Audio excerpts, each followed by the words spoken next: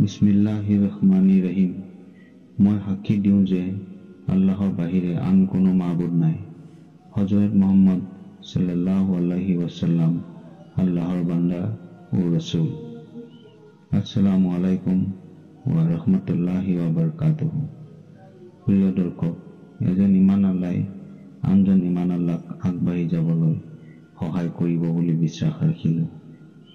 এই ভিডিঅ'টোত আমি সুৰ আৰু গিলমান, তকদিৰত ইমান বা বিশ্বাস, তকদিৰ কেই প্ৰকাৰ, তকদিৰৰ শিক্ষা আৰু ৰাশিৰ সৈতে ভাগ্যৰ সম্পৰ্ক, এই বিষয়বোৰৰ ওপৰত আলোচনা কৰিম। তেন্তে আহক ভিডিঅ'টো আৰম্ভ কৰোঁ। সুৰ আৰু গিলমান। প্ৰশ্ন হয় যে জান্নাতত সুৰ আৰু গিলমান থাকিব বুলি কোৱা হৈছে। এওঁলোক কিয় আৰু এওঁলোকক কাৰ বাবে সৃষ্টি কৰা হৈছে? উত্তৰ: সুৰ মানে বেহেস্তৰ সেবিকা আৰু গিলমান মানে বেহেস্তৰ সেৱকবৃন্দ। এওঁলোকক বেহেস্তবাসী পুণ্যাত্ম পুৰুষ মহিলাৰ বাবে সৃষ্টি কৰা হৈছে। পবিত্ৰ কোৰাণত সুৰ গিলমানৰ ৰূপ সৌন্দৰ্য বৰ্ণনা দি এনেদৰে কোৱা হৈছে: আৰু মই আল্লাহ পুণ্যাত্মাসকলৰ বাবে সংগিনী কৰি দিম বেহেস্তৰ হৰিণনয়না অপৰূপা সুন্দৰী সুৰ ৰমণী সকলক, যিসকল হ'ব কুমাৰী, মনোহাৰিণী, সমবয়স্ক আৰু যিসকলক ইতিপূৰ্বে কোনো মানৱ অথবা জিনে স্পৰ্শ কৰা নাই, যেন সিহঁত ডিমৰ খোলাৰ ভিতৰত থকা কুহুম জেলি। আৰু পুণ্যাত্মাসকলৰ সেৱাৰ বাবে এনেকুৱা গিলমান কিশোৰসকলক সৃষ্টি কৰি ৰখা হৈছে, যিসকল চিৰকুমাৰ হৈয়ে থাকিব। সিহঁতক দেখিলে এনেকুৱা লাগিব যেন প্ৰক্ষিপ্ত হৈ অহা একোটি মুকুতাৰ টুকুৰা। কদৰ শব্দৰ পৰা তকদিৰৰ উৎপত্তি। ইয়াৰ অৰ্থ হ'ল নিয়তি, বিধি, ভাগ্য, যাৰ দ্বাৰা সৃষ্টি জগত পৰিচালিত আৰু নিয়ন্ত্ৰিত হয়। অন্য অৰ্থত তকদিৰ হ'ল সৰ্বশক্তিমান আল্লাহৰ শক্তিৰ বহিঃপ্ৰকাশ। তকদিৰত ইমান বা বিশ্বাস। ইছলামত তকদিৰ বা ভাগ্যৰ ওপৰত বিশ্বাস এটি মৌলিক বিশ্বাস। পবিত্ৰ কোৰাণত বিশ্ব প্ৰকৃতিকো তকদিৰ আখ্যা দিয়া হৈছে। বিশ্ব প্ৰকৃতিৰ প্ৰতিটো বস্তু আল্লাহৰ নিৰ্ধাৰিত তকদিৰ অনুসৰি চলি থকাৰ কথা কোৱা হৈছে। অৱশ্যে কাৰ তকদিৰ কেনেভাৱে নিৰ্ধাৰিত হৈছে সেই কথা কোনোৱে ক'ব নোৱাৰে। কিন্তু প্ৰত্যেকৰে জীৱন চক্ৰ তাৰ তকদিৰ অনুসৰি পৰিচালিত হৈ আছে। মানুহৰ জীৱনৰ বিভিন্ন ঘাত প্ৰতিঘাত, সুখ দুখ, বিপদ মুচিবত, ধন দৌলত আদি তাৰ ভাগ্য অনুযায়ী হৈ গৈ থাকে।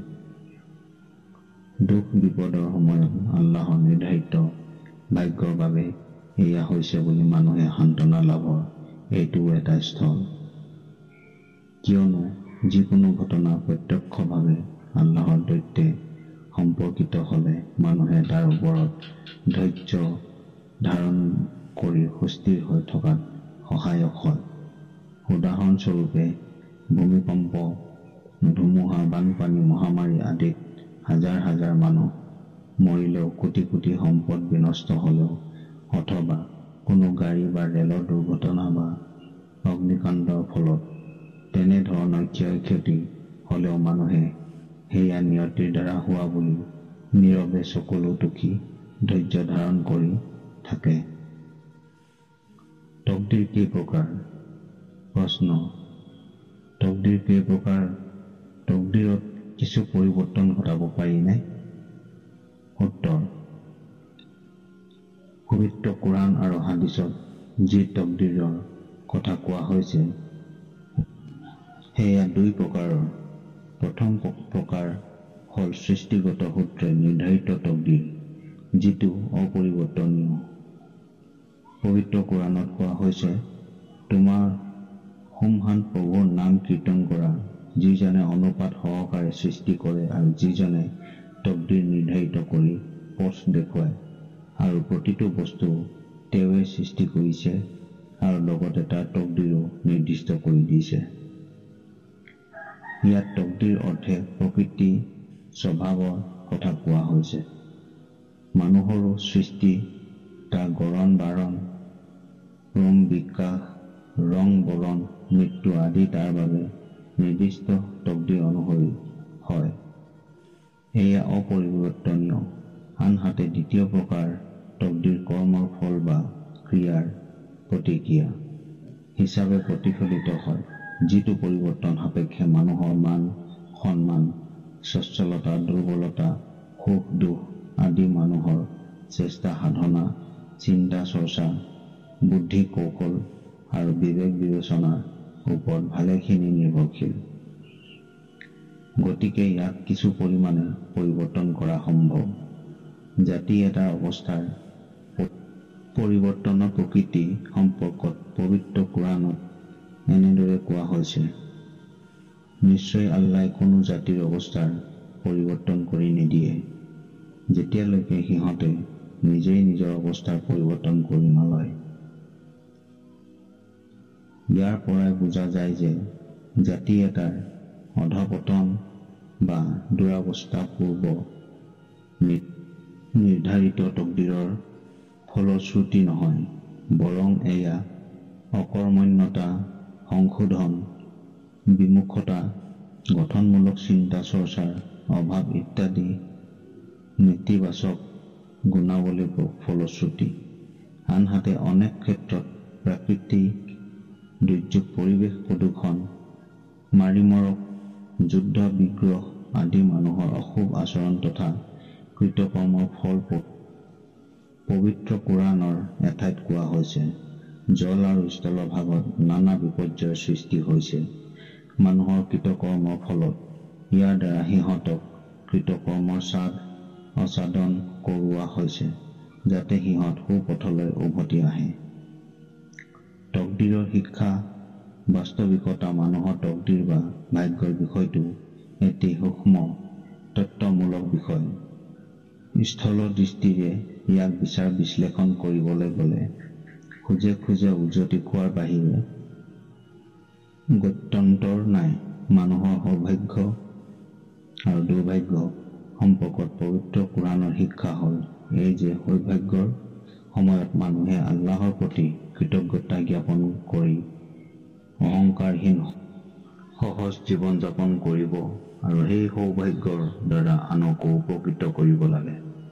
আনহাতে দুৰ্ভাগ্যৰ সময়ত মানুহে নিজৰ ত্ৰুটি বিচ্যুতি তথা দুৰ্বলতাৰ কথা স্মৰণ তথা আত্মসমীক্ষা কৰি আল্লাহৰ শৰণাপন্ন হয় তেওঁৰ ওচৰত সাহায্য প্ৰাৰ্থনা কৰি জীৱন যুদ্ধত অবিচল হৈ থাকিব লাগে। ৰাশিৰ সৈতে ভাগ্যৰ সম্পৰ্ক। প্ৰশ্ন হয়, আকাশৰ ৰাশিচক্ৰৰ সৈতে পৃথিৱীৰ মানুহৰ ভাগ্যচক্ৰৰ কিবা সম্পৰ্ক আছেনে? ভাগ্য বিচাৰ বা গণনা কৰিব পাৰিনে? উত্তৰ, ইছলামৰ মতে আকাশৰ ৰাশিচক্ৰৰ সৈতে মানুহৰ ভাগ্যৰ চক্ৰৰ কোনো সম্পৰ্ক নাই। ৰাশিচক্ৰই মানুহৰ ভাগ্যক নিয়ন্ত্ৰণ নকৰে। সেয়ে জ্যোতিষ শাস্ত্ৰৰ দ্বাৰাই ৰাশিভিত্তিক ভাগ্য গণনা অকল নিষিদ্ধই নহয়, ইয়াক 6 প্ৰকাৰ মহাপাপৰ অন্যতম পাপ হিচাপে গণ্য কৰা হৈছে। ৰাশিভিত্তিক ভাগ্য গণনা মানুহে মানুহক প্ৰতাৰিত কৰা বা ঠগি খোৱাৰ এক চৈতানী কৌশল ব্যতীত আন একো নহয়। সেয়ে জ্যোতিষ চৰ্চাক ইছলামে উৎসাহিত কৰা নাই। অৱশ্যে জ্যোতিৰ্বিজ্ঞান চৰ্চা সুকীয়া কথা। আজিৰ ভিডিঅ'টো ইমানেই আছিল। পৰৱৰ্তী সময়ত আকৌ এটা নতুন ভিডিঅ' লৈ আপোনালোকৰ মাজত উপস্থিত হ'ম। ভিডিঅ'টো যদি আপোনালোকৰ ভাল লাগিছে তেন্তে এটা লাইক কৰি দিব। সবকৰ খাতিৰত ভিডিঅ'টো বেছিকৈ শ্বেয়াৰ কৰি দিব।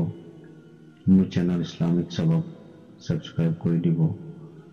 লগতে কাষত থকা বেল আইকনটো টিপি দিব, যাতে মই যেতিয়াই নতুন ভিডিঅ' আপলোড কৰিম তাৰ নটিফিকেশ্যন সকলোতকৈ আগত আপুনি পায়। আল্লাহ তাআলাই মুছলিম উম্মাৰ সকলো মহিলাকে হিজাব পৰিধান কৰি এখন সুন্দৰ আৰু মুক্ত সমাজ স্থাপন কৰিবলৈ তৌফিক দান কৰক। আমিন। আল্লাহ হাফিজ।